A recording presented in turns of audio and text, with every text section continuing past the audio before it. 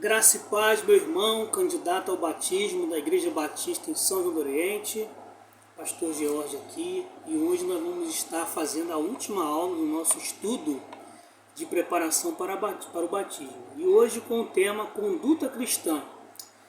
O objetivo é analisarmos como ser sal e luz no mundo em trevas. E o texto principal é Mateus 5, de 13 a 16. Quero convidá-lo a abrir a sua Bíblia e acompanhar a leitura comigo aqui, tá bom? Diz assim a palavra do Senhor: Vós sois o sal da terra. Se o sal for insípido, com que se há de salgar? Para nada mais presta, senão para se lançar fora e ser pisado pelos homens. Vós sois a luz do mundo. Não se pode esconder uma cidade edificada sobre um monte, nem se acende a candeia e se coloca debaixo do alqueire, mas no velador, e dá luz a todos os que estão na casa. Assim resplandeça a vossa luz diante dos homens, para que vejam as vossas boas obras e glorifique a vosso Pai que está nos céus. Amém?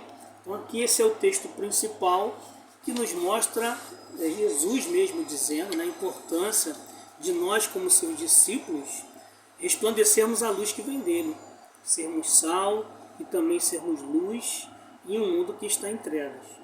Então, ou seja, resumindo, o que ele quer dizer é que ele quer que a gente faça a diferença, que a gente não seja igual, que a gente tenha um diferencial. E é o que a gente vai estar estudando aqui, 5 pontos principais que a gente escolheu, tem mais, é claro, mas a gente separou 5 que são muito importantes a gente colocar em prática em nossa vida, tá bom? Então a gente vai ver hoje, o primeiro ponto, a responsabilidade e a vida de testemunho cristão. Na segunda parte, por que o crente não pode ter vícios e por que não pratica sexo fora do casamento. A terceira pergunta, por que o crente não deve participar de jogos de azar.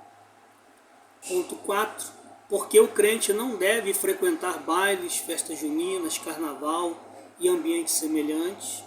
E 5, porque o crente não deve ter, adorar, venerar ou fabricar imagens e santos. Tá ok? Então a gente vai analisar cada um desses pontos aí com calma. E eu quero a sua total atenção para que você possa tirar o maior proveito possível do estudo. Estou aqui com a apostila, para a gente poder aí direcionando vocês. A hora que eu não estiver olhando é porque eu estou lendo para você poder acompanhar. Então, o primeiro ponto, responsabilidade de vida e testemunho cristão. Nesse ponto aqui a gente quer trabalhar principalmente a questão da renovação da mente e do nosso comportamento, que seja digno do Evangelho. Paulo, em Efésios 4, 22 a 24, nos exorta: quanto à antiga maneira de viver, vocês foram ensinados a despir-se do velho homem, que se corrompe por desejos enganosos, a serem renovados no modo de pensar e a revestir-se do novo homem, criado para ser semelhante a Deus em justiça e em santidade proveniente da verdade. Ou seja, esta passagem destaca a importância da renovação da mente, abandonando as práticas antigas e buscando uma transformação interior que reflita a imagem de Deus. Mas além disso, em Efésios ainda, 4 do versículo 29 ao 32, Paulo oferece orientações específicas sobre a nossa conduta verbal e emocional. Diz assim: evite toda conversa inútil, ou toda conversa torpe, que é podre. Não se deixe levar por palavras vazias, pois isso leva à prática de imoralidade. Em vez disso, fale entre vocês com toda a humildade, paciência e amor. Suportem-se uns aos outros e perdoem as queixas que apresentam uns contra os outros. Perdoem como o Senhor lhes perdoou. Aqui somos chamados a adotar um comportamento que edifica, promover a unidade, demonstrando o perdão que recebemos de Deus. Então, meus queridos, aqui só nessa parte já fica para nós aí, a nossa maneira de pensar, a nossa maneira de sentir, a nossa maneira de agir e a nossa maneira de falar tem que ser condizente com o Evangelho, com a nova vida que Cristo quer para nós. Amém? Continuando, finalmente, em 1 Coríntios 10:32, Paulo destaca a importância de considerar o bem do próximo em todas as nossas ações. Diz assim: não se torne motivo de tropeço, quer para judeus, gregos ou para a igreja de Deus. Ou seja, nossa responsabilidade é agir de maneira que não cause escândalos aos outros, buscando sempre a edificação mútua e a glorificação de Deus em nossas vidas. Essas passagens nos lembram que a conduta cristã vai além de medidas práticas externas. Ela é um reflexo da transformação interna operada pelo Espírito Santo em nossas vidas. A renovação da mente e um comportamento digno do Evangelho são evidências visíveis dessa transformação. Então, a primeira parte na nossa conduta que Deus quer trabalhar é exatamente a renovação da nossa mente e do nosso comportamento. Ok? Então vamos para a segunda questão, que tem a pergunta, né? Por que o crente não pode ter vícios e por que não pratica sexo fora do casamento? Na verdade, seria a questão da abstinência de vícios e a questão da pureza sexual. O nosso corpo, ele é o templo do Espírito Santo. Nós vamos ver um texto que fala sobre isso de maneira clara. A palavra de Deus nos alerta sobre a importância de manter nosso corpo puro e livre de vícios. Em 1 Coríntios 6:19, Paulo nos lembra: acaso não sabeis que o vosso corpo é santuário do Espírito Santo, que está em vós, o qual tendes da parte de Deus, e que não sois de vós mesmos? Ou seja, essa afirmação ressalta a santidade do nosso corpo, que é habitado pelo Espírito Santo. Como cristãos, somos chamados a honrar e preservar esse templo, evitando a contaminação por vícios que prejudicam nossa saúde física, mental e espiritual. Além disso, em 1 Coríntios 6,18, Paulo adverte contra a imoralidade sexual, destacando a importância da pureza sexual no contexto da fé cristã.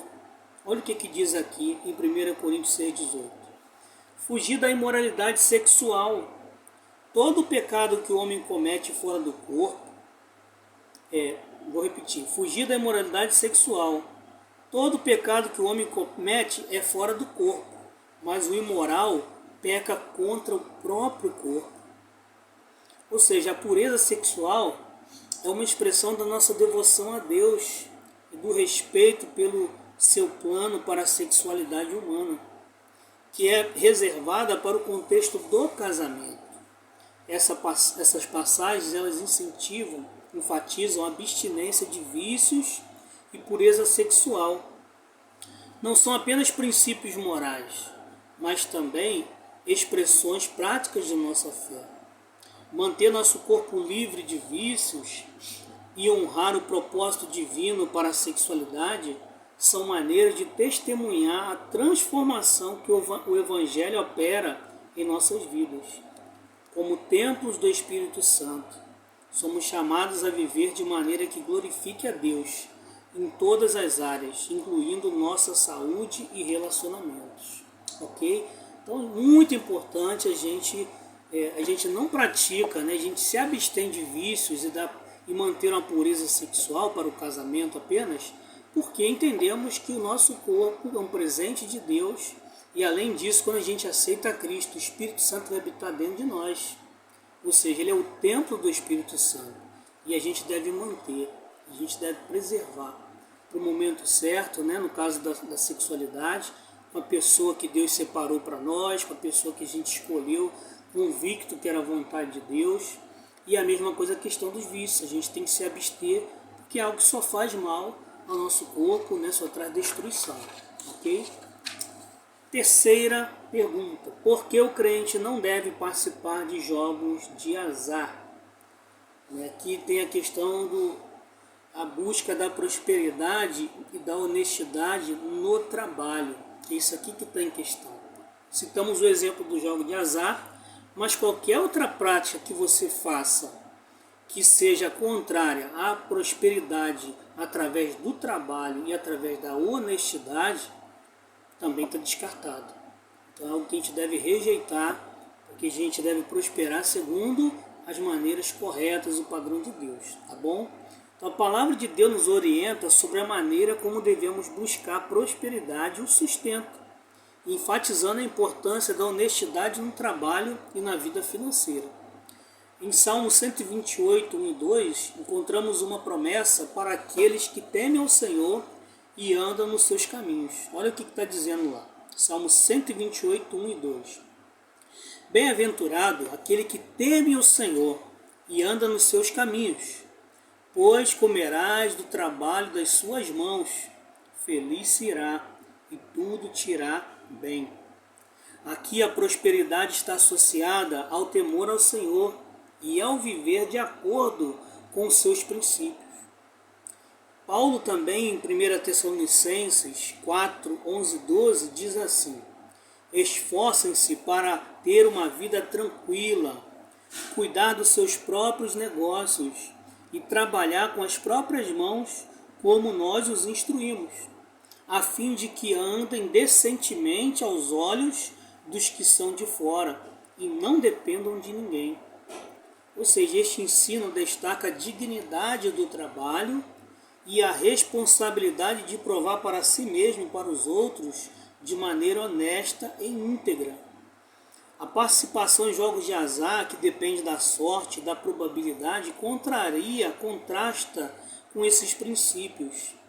Em vez de confiar no trabalho diligente na provisão divina, os jogos de azar muitas vezes incentivam a busca de riquezas de maneira desonesta e irresponsável. Portanto, a exclusão de jogos de azar não apenas reflete obediência aos princípios bíblicos de trabalho e de ameaças, mas também testemunha a confiança no Senhor como nossa fonte principal de sustento. Como cristãos, somos chamados a buscar prosperidade de maneira compatível com os valores do reino de Deus. Ok? Então, gente, aqui o que está em questão é a gente trabalhar de maneira digna, honesta, confiando em Deus, que Ele é que vai nos suprir.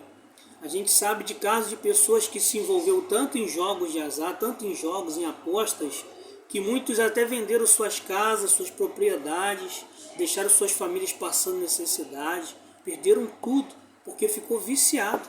É algo que também vicia a pessoa. Então a gente, como cristão, a gente procura realmente se abster, sabendo das consequências que podem ser desastrosas e catastróficas até para a família. Então vamos lá, estamos indo para o quarto ponto, estamos chegando.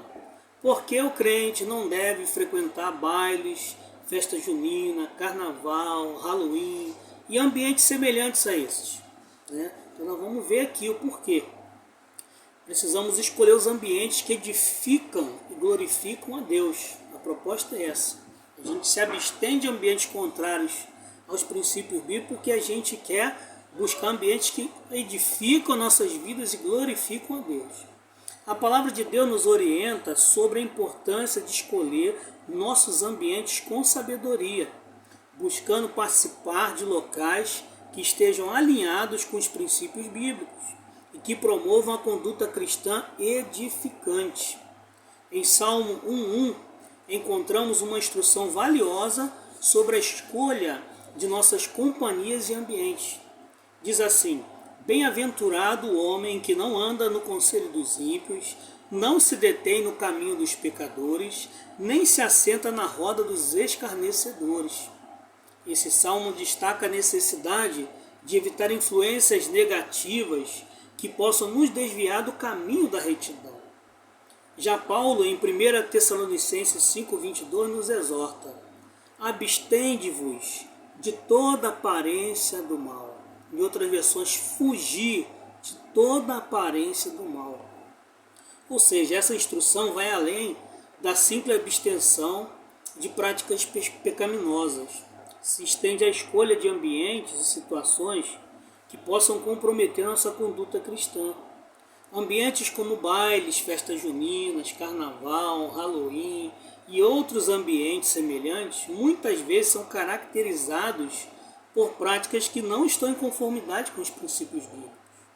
A participação nesses eventos pode expor os cristãos às influências negativas e contrárias à busca da santidade e da pureza. Assim, ao abster-se de ambientes contrários aos princípios bíblicos, os cristãos testemunham sua dedicação em seguir a Cristo em todas as áreas da sua vida. A escolha consciente de participar de ambientes que promovem valores edificantes reflete a busca pela santidade e a preservação de uma conduta cristã que glorifica a Deus. Então, meus irmãos, vocês que estão chegando agora, infelizmente tem alguns ambientes que é muito complicado da gente estar presente.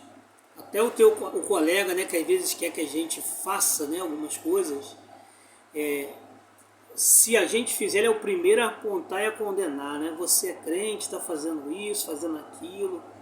Então, às vezes a gente precisa também tomar cuidado onde a gente vai, onde a gente fica, né? E a gente precisa, como diz a palavra, se abster de toda aparência de mal, ok? Então, muito importante de tomar cuidado com isso. Sabe por que eu não posso participar dessas festas? Algumas delas são consagradas a ídolos, algumas são consagradas como Halloween, né? Aos demônios, às bruxas. O próprio carnaval é festa da carne, é consagrada realmente, né, ao rei Momo, a todo um fundo por trás, né, que não condiz com o cristão. Então a gente tem que realmente evitar. Infelizmente, algumas festas de família que tem muita briga, muita bebida, muita confusão, a gente também tem que evitar, pensando também na nossa boa conduta. Eu até falei para os nossos irmãos, né? A minha família mesmo tem algumas dificuldades, então quando tinha um casamento, a festa de algum parente assim muito próximo, eu ia no início, cumprimentava todo mundo, dava um abraço, mas quando eles começavam a beber e se alterar, eu já, obrigado, foi bom estar com vocês, eu ia embora, porque eu sei que tipo de ambiente que teria e não cabia para mim mais. Isso me ajudou, na verdade, até alcançar algum deles, por eles verem essa diferença que aconteceu na minha vida. Então, o crente não pode, né, também se comportar numa festa do mesmo jeito que as pessoas do mundo. Como a gente disse, a gente não fica preso, né, não se abstém realmente de bebidas alcoólicas, porque sabe que é algo que leva à embriaguez, que leva ao vício. Então, a gente realmente abstém-se para poder evitar até o mau testemunho e a aparência do mal. Ok? Então, quinto e último, e não menos importante, porque o crente não deve ter, adorar, venerar ou fabricar imagens e santos. Então vamos lá. Por quê? Por causa da adoração. Deus quer que a gente tenha uma adoração pura, uma adoração somente para Ele, evitando a idolatria. A palavra de Deus está repleta de exemplos de males catastróficos que aconteceu na vida do povo de Israel por causa da idolatria no passado. Temos também na Bíblia as afirmações claras sobre como prejudica essa questão da idolatria. Que é você, na verdade, colocar qualquer outra coisa ou pessoa até mesmo no lugar de Deus. Então nós vamos ver aqui. A palavra de Deus é clara quanto à questão, né, da exclusividade na adoração apenas a Deus e a proibição da fabricação e da busca de ídolos e de imagens. Em Êxodo 20, 3-5, lá nos 10 mandamentos, né, encontramos um dos princípios fundamentais dados por Deus a Moisés no Monte Sinai. Diz assim: não terá outros deuses diante de mim. Não farás para ti imagem esculpida, nem figura alguma do que há em cima no céu, nem embaixo na terra, nem nas águas debaixo da terra. Não te encurvarás diante delas, nem as servirás, porque eu, o Senhor, sou Deus zeloso. Então, Deus ele enfatiza a questão da exclusividade na adoração apenas para Ele e para mais ninguém. Nem os anjos de Deus aceitavam a adoração. Só quando o anjo era o próprio Senhor que apareceu como anjo. Só esse que aceitava. Eu não vou falar isso aqui hoje com vocês, porque isso é uma questão teológica, né, de angiologia, e não é o nosso propósito hoje. Mas só para mostrar que Deus é zeloso, a adoração somente a Ele, somente ao Pai, ao Filho e ao Espírito Santo, que são três em um, que são o próprio Deus. Mas vamos prosseguir. Apocalipse também 21, versículo 8, reforça a gravidade da idolatria, colocando-a como um comportamento inaceitável aos olhos de Deus. Veja o que está escrito aqui. Mas quanto aos medrosos, e aos incrédulos, e aos abomináveis, e aos homicidas, e aos adúlteros, e aos feiticeiros, e aos idólatras, e a todos os mentirosos, a sua parte será no lago ardente de fogo e enxofre, que é a segunda morte. Então veja bem que ele está destacando até outras coisas nessa lista aqui, que a gente também precisa se abster, abrir mão, né, para a gente poder estar entrando no reino dos céus e não ter que ir para o lago de fogo e enxofre, que é a segunda morte. Tá certo? E aqui tem um destaque também da idolatria. Ou seja, a idolatria está associada a práticas pecaminosas e é uma afronta à santidade de Deus.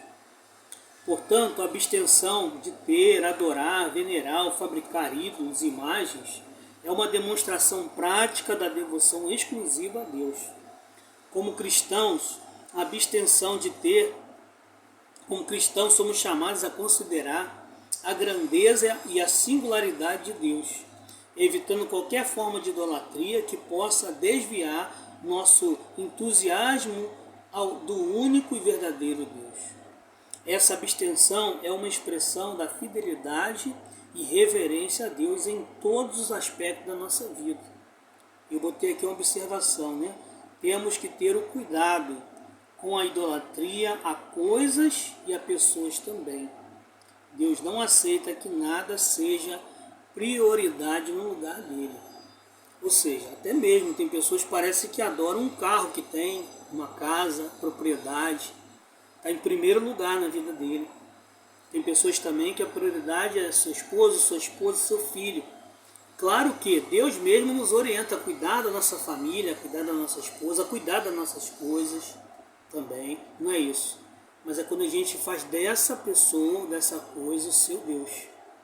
Tá? Em primeiro lugar até mesmo do que Deus. Quando a gente coloca Deus em primeiro lugar, Ele nos ajuda a cuidar e nos ajuda em todas as questões que nós necessitamos. Então, aí, são essas questões principais que eu quis trabalhar com vocês. E para concluir, refletir na luz de Cristo em nossa conduta. Que possamos explorar, né, as responsabilidades de nossa conduta cristã à luz das Escrituras. Somos desafiados a viver de maneira que reflita a luz de Cristo em cada aspecto de nossas vidas. As palavras do Senhor em Mateus 5,16 devem ficar sempre na nossa mente e nos nossos corações. Assim, brilhe a luz de vocês. Assim, brilhe a sua luz diante dos homens, para que vejam as vossas boas obras e glorifique o vosso Pai que está nos céus. E eu deixei aqui 2 desafios para a gente, né? Primeiro desafio, renovação diária pelo Espírito Santo.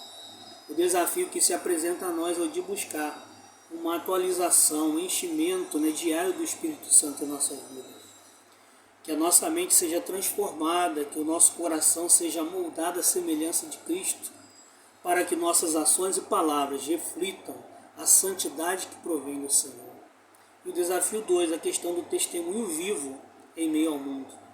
Como sal da terra e luz do mundo, somos desafiados a ser um testemunho vivo em meio do mundo em trevas. Nossas escolhas e comportamento devem atrair outros para a verdade do Evangelho. Que nossa conduta seja uma mensagem clara de amor, graça e retidão, apontando para aquele que nos chamou das trevas para a sua maravilhosa luz. Amém? E eu termino com um apelo aí para vocês. Compromisso de uma vida, uma conduta cristã integral. Hoje faço um apelo a cada um de nós para que nos comprometamos com uma conduta cristã integral.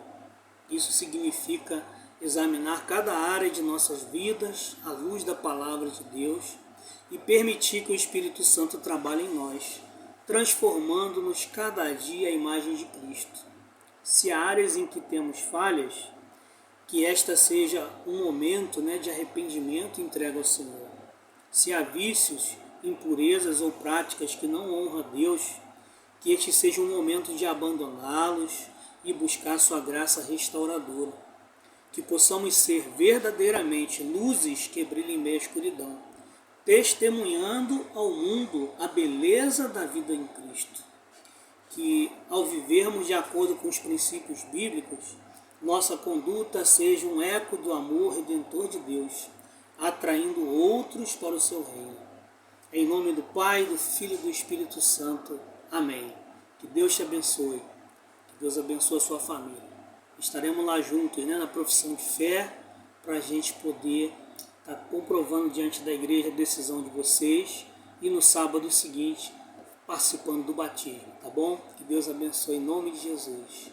Seu amigo, pastor George.